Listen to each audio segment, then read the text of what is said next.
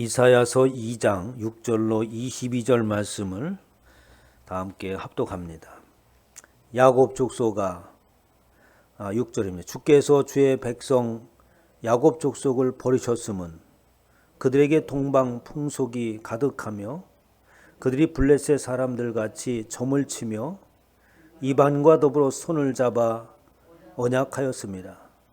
그 땅에는 은금이 가득하고 보화가 무한하며 그 땅에는 마필이 가득하고 병거가 무수하며 그 땅에는 우상도 가득하므로 그들이 자기 손으로 짓고 자기 손가락으로 만든 것을 경배하여 천한 자도 절하며 귀한 자도 굴복하오니 그들을 용서하지 마옵소서. 너희는 바위 틈에 들어가며 진투에 숨어 여호와의 의영과 그 광대심의 영광을 피하라. 그날에 눈이 높은 자가 낮아지며 교만한 자가 굴복되고 여호와께서 홀로 높임을 받으시리라. 대저 만군의 여호와의 날이 모든 교만한 자와 거만한 자와 자고한 자에게 임하리니 그들이 낮아지리라. 또 레바논의 높고 높은 모든 백향목과 바산의 모든 상수리 나무와 모든 높은 산과 모든 솟아오른 작은 언덕과 모든 높은 망대와 모든 견고한 성벽과 다시스의 모든 배와 모든 아름다운 조각물에 임하리니 그날에 자고한 자는 굴복되며 교만한 자는 낮아지고 여호와께서 홀로 높임을 받으실 것이요 우상들은 완전히 없어질 것이며 사람들이 아멸과 토굴로 들어가서 여호와께서 땅을 진동시키려고 일어나실 때에 그의 우영과 그 광대하심의 영광을 피할 것이라. 사람이 자기를 위하여 경배하라고 만들었던 우상과 금 우상을 그날에 두저지와 박쥐에게 던지고 아멸과 험악한 바위 틈에 들어가서 여호와께서 땅을 진동시키시고 일어나실 때에 그의 우영과 그 광대하심의 영광을 피하리라. 너희는 인생을 의지하지 말라. 그의 호흡은 코에 있나니 새말 가치가 어디 있느냐. 아멘. 할렐루야. 시간에 하나님께서 저와 여러분에게 주시는 말씀은 이사야서 2장 6절로 22절 말씀으로 하나님의 능하신 손 아래 겸손하라 라는 제목으로 하나님의 말씀을 선포하도록 하겠습니다. 지난 시간에 하나님의 판단하심에 대해서 말씀하셨죠. 그가 열방 사이에 판단하시며 많은 백성을 판결하시리라 라고 이렇게 말씀을 하셨는데 그 판단하신다고 하는 것은 우리가 법에 의하여서 판결을 내리신다는 말씀이신데 그 법은 세상에 있는 법과 다릅니다. 새로운 법을 말하고 있고 또 법이라고 하는 것은 또 질서를 말하고 있는 거예요. 그래서 저와 여러분에게 하나님의 백성 삼으시고 이제 하나님의 나라의 법을 하나님의 나라의 그 질서가 새롭게 선포된 줄 믿으시기 바랍니다. 이렇게 하나님의 나라의 질서가 선포되어진 하나님의 백성들은 내 안에 그 하나님의 질서가 확립되어야지만이 되는 거죠. 이때서야 우리는 비로소 변화된 자여 하나님의 백성의 삶을 산다고 이렇게 말할 수 있습니다. 이스라엘 백성들이 하나님의 말씀을 떠났다라고 하는 것은 하나님의 질서 가운데서 벗어났다라는 말씀입니다. 이렇게 온 세상이 새롭게 질서가 세워질 때에 비로소 우리에게는 우리가 소망하는 그러한 평안과 기쁨과 우리의 소망, 우리가 모든 인생들이 바라는 그런 일들이 이 땅 가운데 세워지게 되는 거죠. 그래서 2장 4절에 보면 무리가 그들의 칼을 쳐서 보습을 만들고 창을 쳐서 낫을 만들 것이며 나라와 저 나라가 다시는 칼을 들고 서지 아니하며 다시는 전쟁을 연습하지 아니하리라 라고 하면서 최종적으로 하나님의 나라가 세워지고 그리고 하나님의 법이요 그 질서가 새로운 질서가 확립되어졌을 때에 우리가 기대하는 그런 나라가 이루어진다고 합니다. 칼을 쳐서 보습을 만들고 전쟁이 있지 아니하는 그런 나라가 어느 나라에 있겠습니까? 완전한 하나님의 그 질서의 통치 가운데 있을 때만이 그런 나라가 실현되는 것이죠. 우린 이 땅에서 그런 나라를 실현하려고 사람들이 무전히 애를 씁니다. 전쟁을 없게 하려고. 그리고 이웃 간에 싸우지 아니하고 내가 원하는 것을 얻을 수 있고 진정한 평안과 기쁨이 있는 그런 인생을 살고자 하지만 인류 역사 이래 지구상에 그런 나라가, 그런 시대가 온 적이 없습니다. 그러면 그런 나라는 어느 때 오겠느냐? 하나님의 나라가 도래했을 때만이 비로소 그 나라가 되는 것이고, 지상낙원이라고 하는 것은 어느 이단에서 지상낙원을 외치지만 이 땅에 그런 지상낙원은 없습니다. 새롭게 모든 것이 질서가 세워질 때만이 그런 나라가 오는 거죠. 이렇게 하나님의 나라를, 영원한 나라를 소망하는 자들은 분명히 그 나라에 들어갈 것이니 야곱 족속아 오라 우리가 여호와의 빛을 행하자. 그러므로 이 땅에 그렇게 새로운 질서가 확립된 자의 모습으로 세상을 살아감으로 인하여서 세상의 빛된 모습으로 세상을 밝히자라고 이렇게 권면의 말씀을 주셨습니다. 이어서 6절에 들어가서 이렇게 말하죠. 주께서 주의 백성 야곱 족속을 버리셨음을. 그런데 그렇게 앞에서 말씀을 통하여서 희망을 메시지를 우리에게 주었는데 주님께서 어쩐 일인지 이스라엘 백성들을, 야곱의 족속을, 당신의 백성을 버리셨다라고 이렇게 말씀하고 있습니다. 그들이 동방풍속이 가득하며 블레셋 사람들같이 점을 치며 이방과 더불어 손을 잡아 언약하여서, 그 원인이 어디에 있는가 하니까 동방풍습을 따르고 또 블레셋 사람같이 점을 치고 그리고 이방인과 더불어 언약을 맺었다라고 하는 것입니다. 우리가 세상을 살아갈 때에 우리는 무엇을 쫓아갑니까? 바로 이웃 나라가 부강한 나라라고 한다면 그 나라에 가서 배우고 그 나라같이 잘 살아보려고 하고 또 그 나라에 가서 꿈을 이뤄내려고, 또 그 코리아 드림이라고 해가지고 외국인분들이 많이 오잖아요. 이렇게 그 시대의 강대국이 그리고 부유함을 누리는 그것들을 사람들은 쫓아가려고 합니다. 저와 여러분도 마찬가지로 그곳에 눈을 돌리지 아니하고 외면하고 산다고 하는 것은 그게 쉬운 일이 아닌 것이죠. 그런데 하나님께서는 이방 나라요 곧 동방 풍속을 쫓아서는 안 된다고 말하고 있습니다. 그럼 동방 풍속이 뭐냐? 동방이 당시에 패권을 쥐고 있던 나라들 말이에요. 아수르, 또 바벨론, 아람 이런 나라들입니다.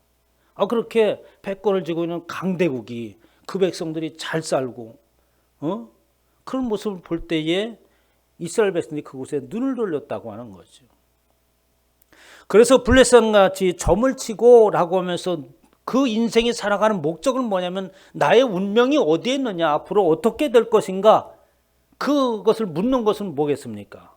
미래에 대한 희망을 가지려고, 그리고 내가 이루고자 하는 그것을 이루려고 어떻게 합니까? 미래에 점을 치는 거 아니겠어요? 오로지 지금 현실을 살고 있는 그 세계 속에서 뭔가를 이루고자 하는데 집착하고 그곳에서 벗어나지 못하는 사람들이 바로 점을 치는 자들입니다.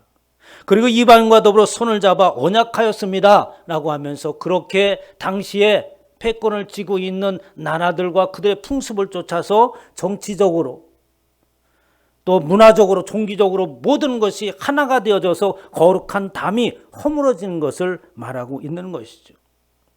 그러나 하나님께서는 이스라엘 백성을 이끄시는 것을 보면은 세상의 나라들과 아주 고립된 상황 가운데서 이스라엘 백성들이 살아가도록 합니다. 이방인과 접촉하지 않고 서로 딸을 주지도 않고 또 딸을 데려오지도 않는 아주 고립된 것을 하나님께서 요구하시지 않습니까?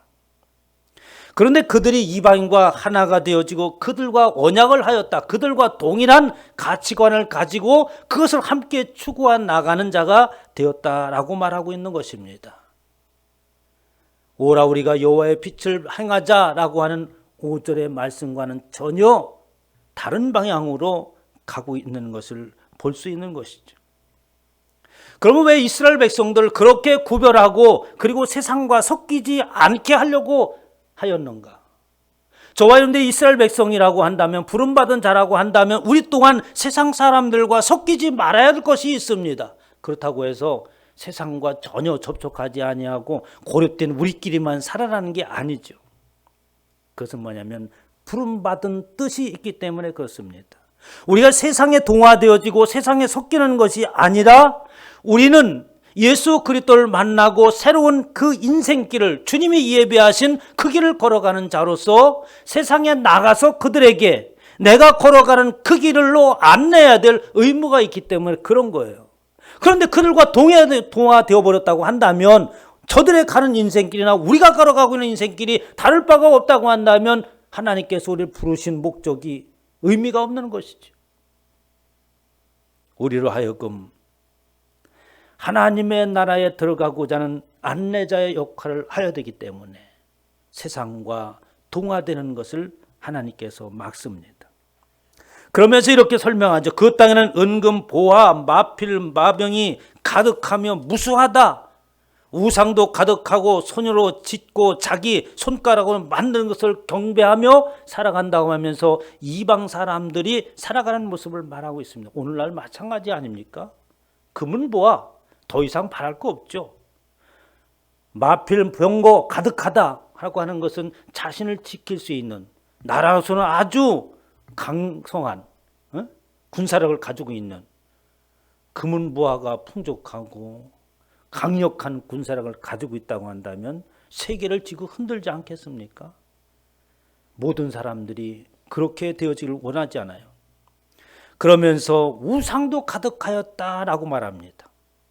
이상하게 세상은 말이죠, 세상에 있는 것을 추구하고 금은 보화가 나의 인생에 이루어야 될, 쌓아야 될 목적으로 삼고 있고, 그리고 외적인 보이는 것에 힘을 의지하며 살아가는 사람들에게는 그들은 우상들로 가득 채워져 있습니다. 사람들에게 묻죠. 아유, 나는 우상 섬기지 않고 나 종교라는 게 없다고 얘기합니다. 그들 스스로가 우상이 되어가고 있는 것이죠. 바로 그들 스스로가 조물주가 되어서 자기가 신을 만들고, 그리고 그 신을 통하여서 무엇을 내가 이루고자 하는 것을 이루려고 하는, 소원을 비는 그 자신이 어떻게 합니까? 하나님의 자리에 앉아있는 자들을 말하고 있습니다. 이 땅에는 모든 사람들이 하나님의 이야기를 하면 어떻게 보면 경기를 이루는 것은 바로 그것 때문에요. 내가 하나님이기 때문에, 내가 주인데 하나님이 창조주가 따로 있다고 말하니까 도저히 받아들일 수 없는 것이죠. 영적으로 대립되어 있는 관계 가운데 있기 때문에 그렇습니다. 세상 것을 추구하는 그들에게는 그들 자신이 우상이고 하나님의 자리를 대신하고 있는 것입니다. 전한 자도 절하며 귀한 자도 굴복하고 모든 사람들이 그렇게 다 살아가고 있다고 하는 것이죠. 신명기서 17장 16절에 보면은 이스라엘 백성들에게 경고하셨지 않습니까? 이스라엘 백성들이 우리도 나라를 갖자. 어떻게 민족만 있어가지고 다른 주에는 막 그냥 바벨론도 아수리아도 강력한 그 왕권으로서 군사력을 가지고 이렇게 큰 영향력을 행사하는데 왜 우리만 이렇게 신정정치, 하나님이 통치하신다고 그러냐. 우리도 한번 나라를 세워보자 라고 얘기를 합니다. 하나님께서 그럴 줄 알고 계셨죠. 그러면서 경고의 말씀을 하시는 거예요. 그는 마병을 많이 두지 말 것이요 병마를 많이 얻으려고 그의 백성을 애굽으로 돌아가게 말 것이니 너희가 이후에는 그 길로 다시 돌아가지 말 것이라 라고 경고하십니다. 그리고 너희가 왕이 되면 아내를 많이 두고 그 마음이 미혹되게 하지 말 것이며 자기를 위하여 은금을 많이 쌓지 말라라는 것이죠. 아니, 은과 금을 뭐 돌같이 보라는 얘기입니까? 이 땅에 있는 모든 것들을 그냥 외면하는 말입니까? 그것이 아니라 그것이 목적이 되고 그 안에 빠져버릴 우려성이 많다고 하는 것이죠. 우시아는 사람이 그런 사람입니다. 우시아라는 사람이 하나님의 도움으로 나라를 강성하게 하고 그리고 그가 마음껏 하고 싶은 대로 했어요.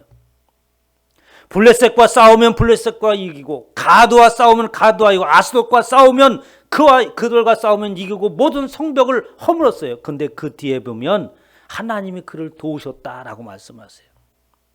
하나님이 그를 도우셔서 모든 일에 형통케 되어지자 이 우시아는 어떤 일을 합니까? 광야에다 망대를 짓고 예루살렘에다 망대를 짓고 그리고 또 온 가축을 기르기 위해서 우물을 파고 농사를 짓고 자기가 하고 싶은 일들을 마음껏 했습니다. 그러자 나라가 점점점 부강해지고 군사를 강력하게 만들고 군대가 30만이었다고 하니까 보통 군사가 아니지 않습니까?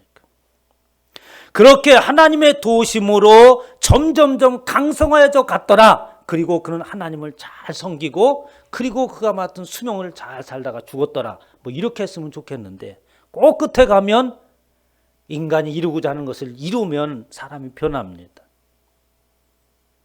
그가 강성하여짐에 그 마음이 교만하여 악을 행하여 그의 하나님 여호와께 범죄하되 곧 여호와의 성전에 들어가서 향단에 분향하려 한지라. 이제 자기가 모든 것을 다 하려고 했던 거죠. 이렇게 사람은 자기가 원하는 것을 세상의 것을 목적으로 삼고 그것을 취하면 그 속에 있는 사람들의 생각과 동일하게 되고 마침내 저들이 하나님의 자리에 앉아 있었던 것처럼 그 사람은 교만하게 변할 수밖에 없는 거예요. 바로 아시아 왕이 이렇게 변해버렸습니다. 하나님께서 이렇게 말씀하십니다. 11절에 보면 그날에 눈이 높은 자가 낮아지며 교만한 자가 굴복되고 여호와께서 홀로 높임을 받으시리라 라고 말씀해서 반드시 높아진 자를 낮추리라고 말씀하고 있습니다. 그러면서 22절에 이렇게 경고의 말씀을 하는 거죠. 너희는 인생을 의지하지 말라. 그의 호흡은 코에 있나니 새말가치가 어디에 있느냐라고 말하고 있습니다. 새말가치가 어디에 있느냐가 무슨 얘기예요? 값을 매길 수 있는 자체가 안 된다는 거예요.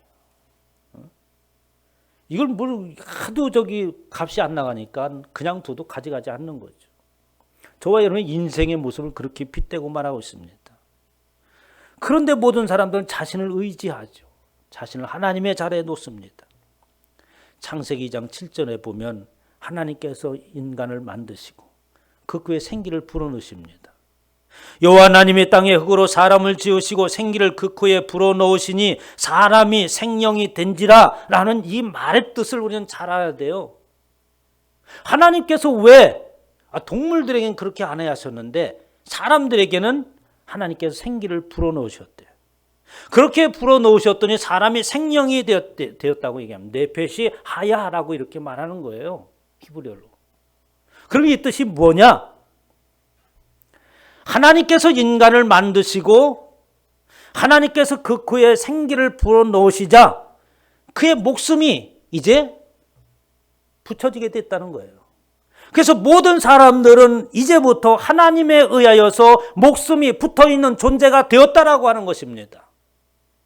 그러니까 하나님을 떠나고 하나님을 거절하고 외면해 버린다고 한다면 그의 목숨이 붙어 있을 수가 없는 거죠. 하나님을 알지 못하고 세상에 살아가는 사람들 모두가 다 뭐라고 얘기합니까? 죽은 자라고 말하잖아요. 예수님의 제자가 예수님을 따르다가 부친상을 당했습니다. 그 제자가 예수님 제가 가서 부모님의 장례를 치우고 오겠습니다. 예수님 뭐라고 했습니까?